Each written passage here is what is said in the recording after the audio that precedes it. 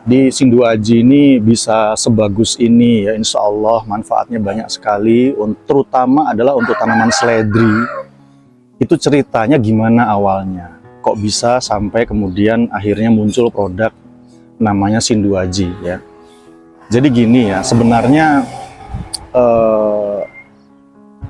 awalnya itu adalah, kalau awal ceritanya sih jauh ya, itu tahun 2004 ya, akhir itu saya dengan istri itu awalnya ya buka kios pertanian, sebagaimana umumnya lah kios pertanian ya. Nah cuma ketika itu karena kios masih sepi, saya nyambi ngurusi sawah punya orang tua ya, dari bapak itu. Nah kita coba tanam di situ, kita bereksperimen ya, kita nanam cabai. Kita tuh ingin tahu ya tanaman cabai itu sebenarnya kalau mau betul-betul bagus tuh seperti apa ya, kita belajar ya.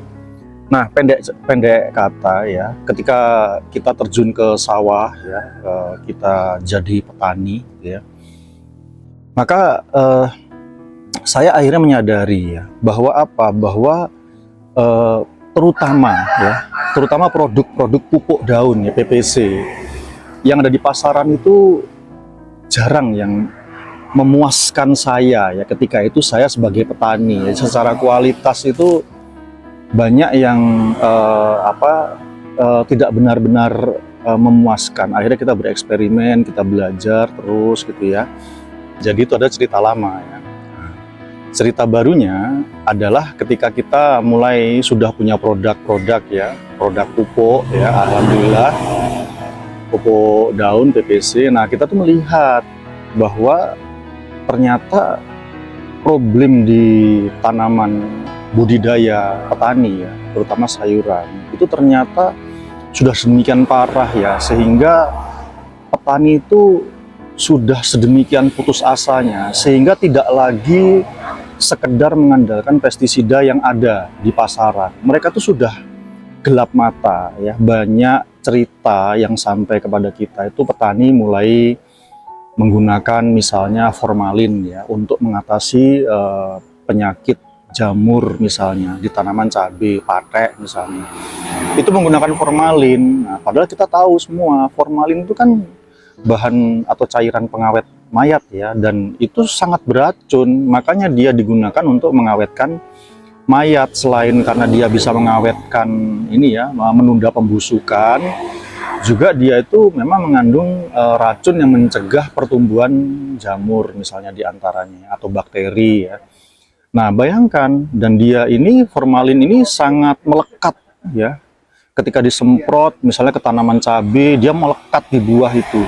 Bagaimana kalau dikonsumsi oleh orang-orang, gimana nasibnya mereka? Nah terus kemudian di antara yang lain lagi adalah petani mulai gelap mata, misalnya untuk mengatasi layu, ya layu tanaman cabai misalnya, yang itu diakibatkan oleh bakteri, misalnya bakteri lewat akar. Itu mulai menggunakan logam berat misalnya ada pestisida, entah itu ada izinnya atau tidak, kita tidak tahu ya. Itu kandungannya tuh logam berat.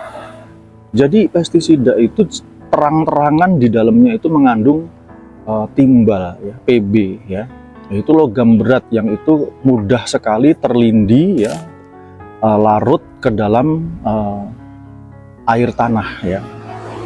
Yang mana kalau sudah masuk ke air tanah, itu dia bisa nyebar kemana saja, bisa kemudian mampir ke sumur-sumur warga ya, kemudian dikonsumsi, diminum oleh warga, anak istrinya semua ya.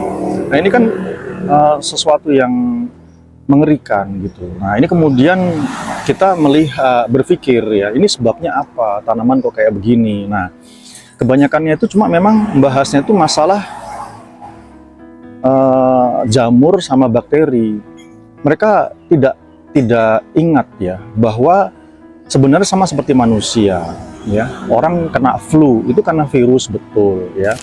Tetapi kalau manusia itu daya tahan tubuhnya bagus, sebenarnya dia bisa ngelawan sendiri. Nah, demikian pula dengan tanaman sebenarnya. Nah, oleh karena itu maka kemudian kita berpikir gimana caranya meningkatkan daya tahan tanaman, sehingga tanaman itu bisa mengatasi sebagian masalahnya, meskipun tidak bisa semuanya ya, tapi sebagian besar itu bisa dia atasi sehingga tanaman tidak lagi masuk kategori tanaman penyakitan, dan itu jawabannya ada di nutrisi. Nah, disitulah kemudian kita mencoba berbagai formula ya, kita melakukan percobaan, demplot ya, sehingga kemudian akhirnya kita dapatlah formula yang paling pas itu adalah disinduaji nih ya, untuk tanaman sayur ya.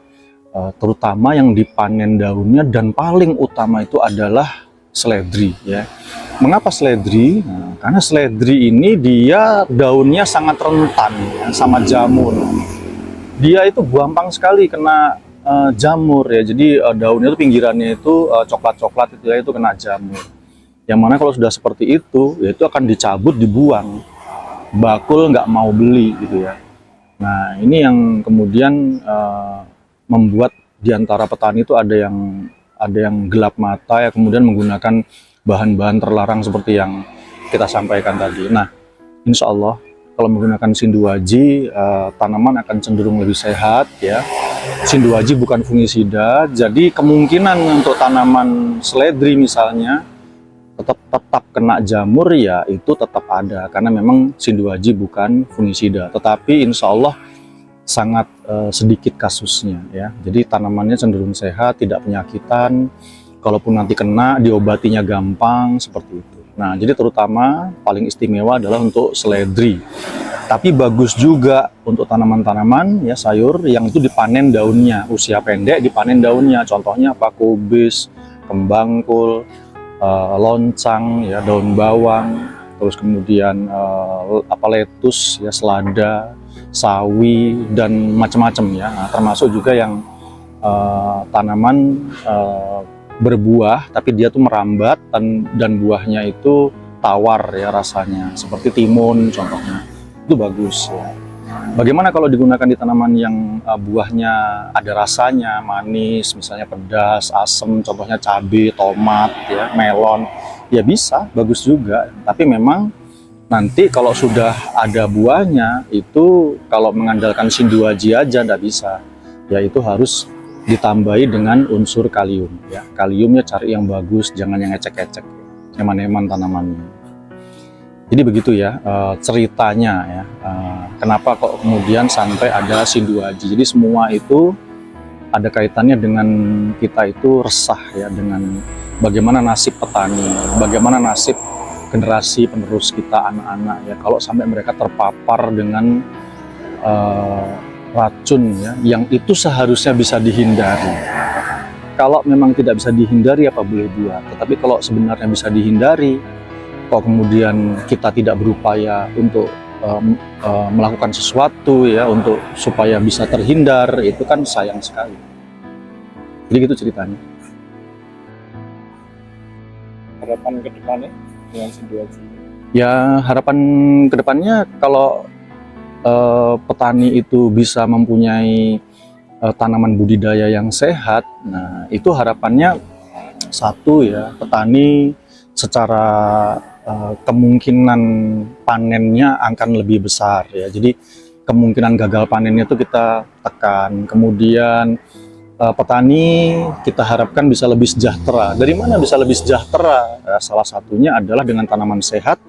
Petani tidak perlu ngerogoh kocek dalam-dalam untuk beli obat ya, obat jamur terutama misalnya ya, karena tanaman akan cenderung lebih sehat ya. Kalaupun beli obat jamur paling ya ketika memang ada serangan berat saja gitu ya. Nah, terus kemudian apa? Kemudian hasil panennya yang juga berlipat ya, itu kan membuat berarti pemasukan buat petani juga semakin besar ya. Kemudian harganya, karena nanti secara kualitas hasil panen juga bagus ya, terutama ketika harga sedang murah. Nah, kalau harga sedang murah itu istilahnya apa ya? Istilahnya antara yang diinginkan oleh pedagang dengan barang tersedia itu terlalu jomplang ya, terlalu jauh jaraknya. Jadi pasokan barang itu terlalu banyak. Nah, dalam kondisi seperti itu, pedagang itu pasti akan milih-milih. Dia hanya akan mau membeli yang terbaik, yang penampilannya bagus, yang dia jualnya gampang gitu. Nah, kalau petani menggunakan Sinduaji, insya Allah tanaman panenannya itu tidak akan ditolak oleh pedagang. Pedagang justru malah akan senang ya, untuk kemudian membeli panenan tanaman yang menggunakan Sinduaji. Untuk cara membeli Sinduaji sendiri gimana? Cara membeli Sinduaji kita terpusat ya, kita langsung dilayani langsung dari pusat, dari kantor ya. Kita tidak menggunakan marketplace ya. Mengapa? Karena kita ingin kontak langsung dengan pelanggan-pelanggan kita, dengan customer-customer kita. Ya, kita ingin memanusiakan mereka. Ya. Kalau lewat marketplace itu kan pelanggan itu akan bertemu dengan robot. Ya, nah itu kayaknya sentuhan manusiawinya tuh kayaknya kurang. Ya, kita ingin memanusiakan manusia. Jadi kita akan layani ya, langsung dari pusat kita kirim.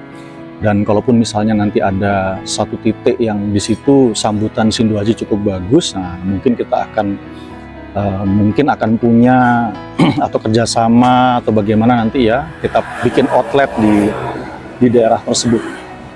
Baik gitu ya, sedulur sekalian, kita akan bikin konten lagi ya, mungkin tanya jawab lagi seperti ini. Monggo kalau ada yang mau ditanyakan silahkan. Assalamualaikum warahmatullahi wabarakatuh.